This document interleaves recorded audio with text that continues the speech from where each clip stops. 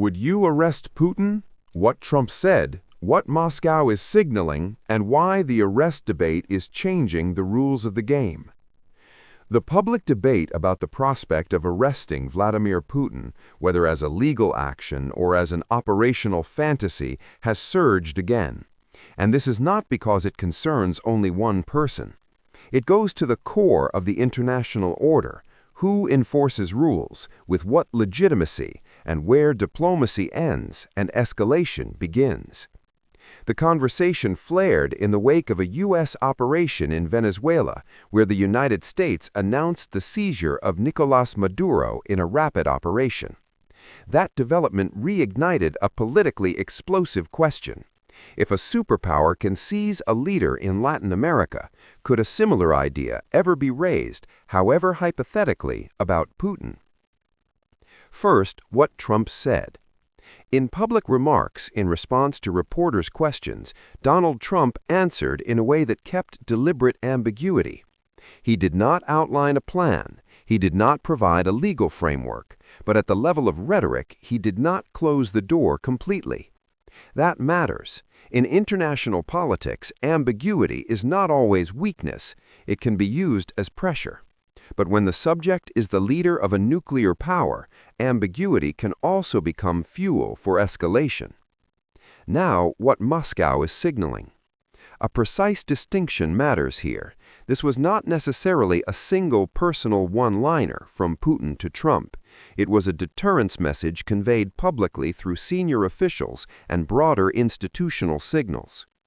Russian officials described the U.S. operation in Venezuela as unlawful and destabilizing, and they underlined a key point. If something similar were directed at a stronger nation, it could be treated as an act of war. In plain terms, Moscow is drawing a red line in public.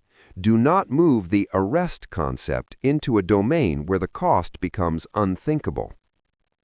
Now, the institutional background that often gets lost in the noise. There is an International Criminal Court warrant issued in 2023 tied to allegations involving the unlawful transfer or deportation of children from Ukraine. And here is the decisive detail. The ICC has no police force. It depends on state cooperation. So arrests, where they happen, depend on states and jurisdictions when a wanted person enters their territory. That means something very practical. An ICC-based arrest through state cooperation is one thing. An arrest operation is a completely different thing. The first is institutional and jurisdiction-based. The second is geopolitical confrontation. And that brings us to the core. Why this debate changes the game. First, deterrence becomes personal. Even rhetorical threats against the personal security of a nuclear power leader can trigger dangerous reactions. Second, legal language gets confused with military language. An ICC warrant is a legal process. An operation framing is a power move. Third, diplomacy hardens, even when channels remain open. 3 realistic scenarios from here.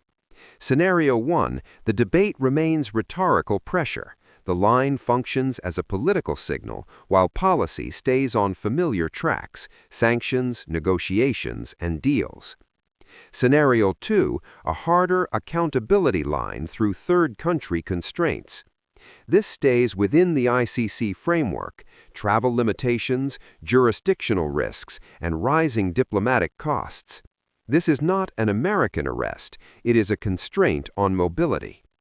Scenario 3, a dangerous shift toward an operation logic. The most extreme and the most destabilizing, and that is exactly why Moscow uses the phrase act of war in its deterrence signaling.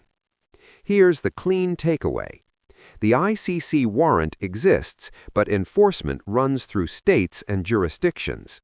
An arrest operation is not a legal mechanism.